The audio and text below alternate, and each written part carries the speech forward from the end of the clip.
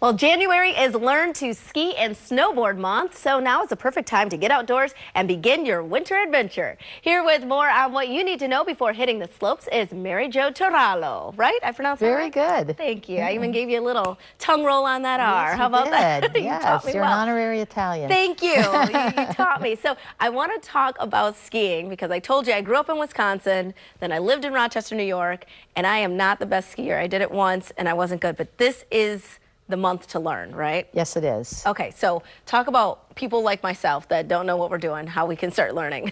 Well, most people try to teach themselves, or they get a friend or family member to teach them, which is, it sounds like what you did. Yes. And that's not the best way to learn. No, it was not. I tell people you wouldn't jump out of an airplane and have your uncle teach you how to jump out of an airplane. So that is true. Why would you want to have somebody that's not trained to teach you how to ski or snowboard? So that's probably why I didn't do it again. That's right. I needed an expert. Exactly. And people are trained, you know, they know how to deal with people, and there are all kinds of people that want to learn, you know, so it's not just learning a skill, it's also being able to deal with the personality traits of people. Yes, exactly. So we designated January as Learn to Ski and Snowboard month 10 years ago. This will be our 11th season. And what does that mean? So what happens during this month? Well, we have a website. It's learntoskiandsnowboard.org, and the purpose of the website is to show beginners where different ski areas are located near where they live, because most people are not going to travel very far the first time they try to do it.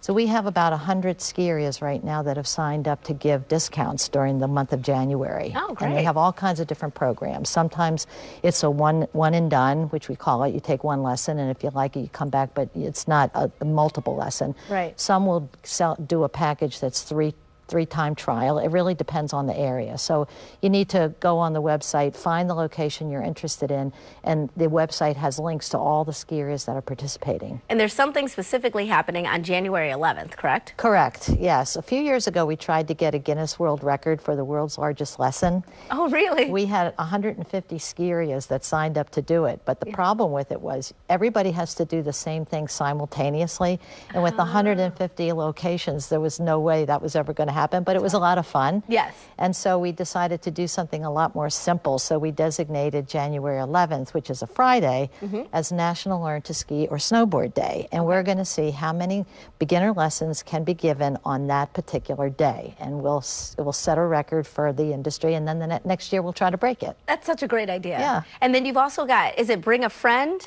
Yes, Bring a Friend is a kind of a concept, but we have something called the Bring a Friend Challenge. And our research shows that most people are introduced to the sports through a friend or family member. Yes. So we ask people who are already involved to bring a friend, but help them sign up for lessons, and then they can win prizes if they do that. Oh, okay, great. And they're great prizes. They're like skis and snowboards and... Like prizes you actually want. Yes, exactly, yeah. Here's not a one pen. free hot chocolate. Right. Great, saved $1. Exactly. Okay, so people want to get more information. They can go to, what's that website again? LearnToSkiAndSnowboard.org. Okay, you've made this a lot easier for me personally, and I'm sure all of our viewers, because it is something I've wanted to learn and I've been afraid to learn, and you just, you know. It's a great way to get exercise in the wintertime, especially after the holidays. That makes sense, because you're all stir crazy. You've been in the house the whole time eating everything. Get outside. All right, thank you so much for being here. Thank you so much. Really appreciate it. I enjoyed it. Yes, thank you. We'll see you on the slopes.